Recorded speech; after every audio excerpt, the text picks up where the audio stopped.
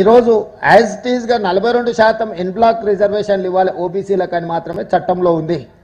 కానీ దురదృష్టవశాత్తు కేంద్ర మంత్రి కిషన్ రెడ్డి గారు, బండి సంజయ్ గారు వారు చట్టాన్ని చదివినరా, చదవలేదా, లేకపోతే రాజకీయ ప్రేరేపితమైన ఆలోచనలతోని చదవకుండానే కళ్ళు మూసుకొని మాట్లాడుతున్నారా నాకు తెలీదు. ఈరోజు మీరు ముస్లింలకు రిజర్వేషన్లు ఇస్తున్నారు కాబట్టి మేము 42% అడ్డుకుంటున్నాము అని వితండవాదం చేస్తున్నారు. అందుకే నేను సూటిగా అడిగిన 2017లో రాజస్థాన్ నుంచి ఒక అబ్దుల్ సత్తార్ అని యూపీఎస్సీలో ఒక వెనుకబడిన ముస్లిం జాతి అయిన ఓబీసీ రిజర్వేషన్లో ఐఏఎస్ సాధించిండు. అదేవిధంగా 1971 నుంచి నూర్ బాషా కానీ, దూదేకుల కానీ ఇతర వివిధ వృత్తులను చేపట్టే ముస్లింలకు చట్టంలోనే రిజర్వేషన్లు ఉన్నాయి.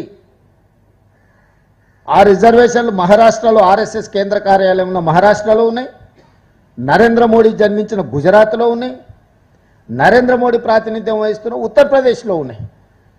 మీ రాష్ట్ర ప్రభుత్వాలు ఉండి, మీరే కేంద్రంలో ఉండి మీరు మహారాష్ట్రలో ఓబీసీ రిజర్వేషన్లలో ముస్లింలకు అనుమతిస్తారు, గుజరాత్లో ఓబీసీ రిజర్వేషన్లలో ముస్లింలకు అనుమతిస్తారు, ఉత్తరప్రదేశ్ ఓబీసీ రిజర్వేషన్లలో ముస్లింలకు అనుమతిస్తారు.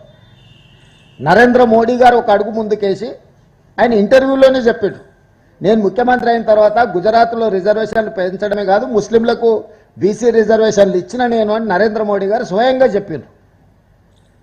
ఇంత స్పష్టంగా వెనుకబాటు ప్రాతిపదికన సామాజిక ఆర్థిక వెనుకబాటు ఆధారంగా రిజర్వేషన్లు నిర్ణయింపబడతాయి, మతాల ప్రాతిపదికన రిజర్వేషన్లు రాజ్యాంగంలోనే లేదు, మేము అలాంటి రిజర్వేషన్లు చేయలేదు అని మేము చెప్తుంటే లేదు లేదు లేదు మీరు ముస్లింలకు రిజర్వేషన్లు ఇస్తున్నాం కాబట్టి మేము అడ్డుకుంటున్నాం అంటారు.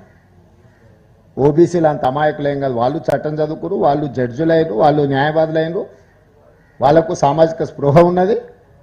ఈ ఓబీసీ రిజర్వేషన్లు పెంచాలనుకున్న ప్రతి ఒక్కరికి, సామాజిక చైతన్యం కలిగిన ప్రతి వాళ్ళు బీజేపీ ఏ విధంగా ఓబీసీ రిజర్వేషన్లను అడ్డుకోవడానికి ముస్లిం రిజర్వేషన్లను అడ్డం పెట్టుకుంటారు.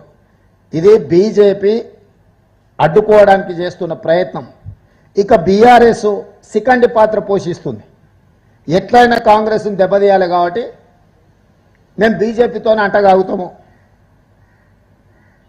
మేము కాంగ్రెస్ పార్టీ చేస్తున్న ఏ మంచికి సహకరించము, విధ్వంసపూరితంగా వ్యవహరిస్తున్న బీజేపీకి మేము అండగా నిలబడతామని బీఆర్ఎస్ తయారైంది. సెకండ్ పాత్ర పోషిస్తుంది ఈరోజు బీఆర్ఎస్. ఎందుకు బీఆర్ఎస్ బీజేపీ చేస్తున్న తప్పిదాలను ప్రశ్నించడం లేదు? ఎందుకు నిన్న ధర్నాలో బీఆర్ఎస్కు సంబంధించిన రాజ్యసభ సభ్యులు పాల్గొనలేదు? ఇక్కడికి రాకపోను మేము చేసిన ధర్నాను అవహేళన చేస్తారు. తాటి చెట్టు అట్లా పెరిగితే కాదు, ఆవగించంత అవగాహన కూడా ఉండాలి.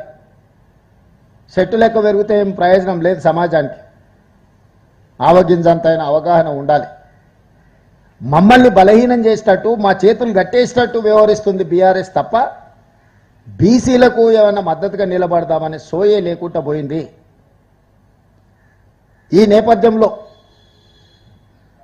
బీజేపీ బీఆర్ఎస్ ఏ విధంగా అడ్డుకుంటుండ్రో, ఏ విధంగా బీసీ రిజర్వేషన్లను 50% మించకూడదు అని చట్టం చేయడం ద్వారా బీఆర్ఎస్, 42% బిల్లులను ఆమోదించకుండా బీజేపీ, వీళ్ళిద్దరూ బీసీ ద్రోహులుగా, బీసీ వ్యతిరేకులుగా తెలంగాణ సమాజం భావిస్తుంది.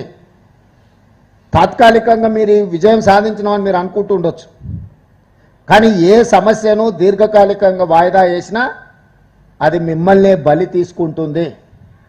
ఇప్పటికైనా తక్షణమే ఈ బిల్లులను, ఈ ఆర్డినెన్స్ను ఆమోదించాలి. నరేంద్ర మోడీ గారు సూచించాలి, మేము కూడా విజ్ఞప్తి చేస్తున్నాం, మీరు చెయ్యండి. మేమందరం కలిసి వచ్చి ఇక్కడికి వచ్చింది చిత్తశుద్ధితో 42% ఓబీసీ రిజర్వేషన్లు సాధించడానికి ఈరోజు ఢిల్లీకి వచ్చినాము. 3 రోజులు ఇక్కడ ప్రయత్నం చేసినాము. కానీ కేంద్ర ప్రభుత్వం వైపు నుంచి ఏమాత్రం కూడా సహకారం అందడం లేదు. బీఆర్ఎస్ వాళ్ళు పరోక్షంగా నైతిక మద్దతు కూడా బీసీలకు ఇవ్వడం లేదు. వీళ్ళిద్దరు చేస్తున్న దుర్మార్గమైన చర్యల్ని తెలంగాణ సమాజం గమనిస్తుంది.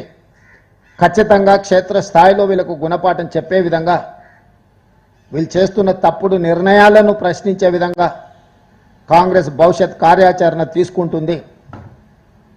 ఈరోజు భవిష్యత్ కార్యాచరణ కూడా వెళ్ళిన తర్వాత పొలిటికల్ అడ్వైజరీ కమిటీ సమావేశాన్ని ఏర్పాటు చేసి ఏ విధంగా ముందుకు వెళ్ళాలి, ఏ రకమైన ఒత్తిడి తీసుకురావాలి, చట్టపరమైన న్యాయపరమైన ప్రజాక్షేత్రంలో తీసుకోవాల్సిన కార్యాచరణ మీద హైదరాబాద్కు వెళ్ళి పిఏసీ సమావేశాన్ని ఏర్పాటు చేసి భవిష్యత్ కార్యాచరణను నిర్ణయించడం జరుగుతుంది.